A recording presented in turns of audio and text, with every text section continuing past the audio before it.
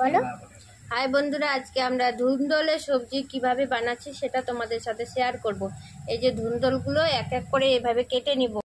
এগুলো এক এক করে ধুয়ে নিলাম। পেঁয়াজ আর তেল আর কিছু সম্বরা দিয়ে পেঁয়াজগুলো লাল করে ভেজে নিতে হবে। কিছুটা পরিমাণ চানা ডাল ভিজিয়ে দিয়েছিলাম, সেই ডালগুলো যা আদা লঙ্কার পেস্ট আছে এখানে দিয়ে দিতে হবে। লাল লাল করে মশলাটা ভেজে নিচ্ছি, এগুলো এক এক করে দিয়ে দিলাম।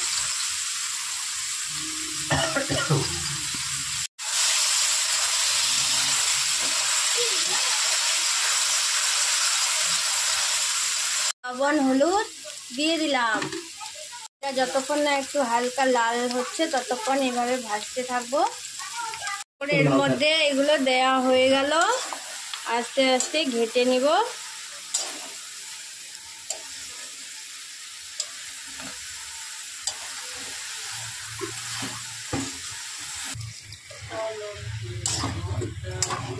এবার ঢাকা দিয়ে ভালো করে ঘেটে ঘেটে হালকা করে ঢাকা দিয়ে দিব, তারপরে সেদ্ধ করে নেব।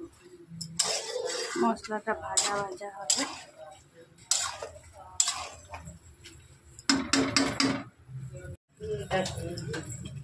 দেখে নিব এবার কিভাবে হয়েছে।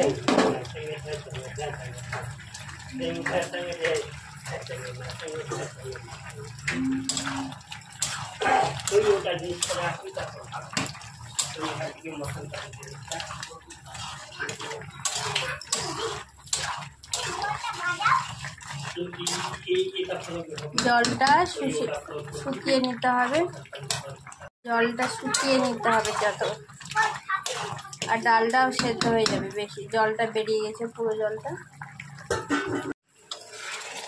জলটা অনেকটাই শুকিয়ে গেছে। এবার দেখে নিব ডালটা সেদ্ধ হয়ে গেছে কিনা।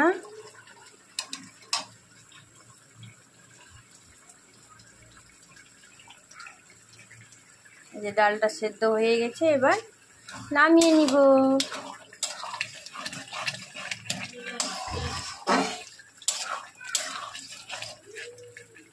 लाइफ में ग्रो करते दारू इन्वेस्ट करो लाइफ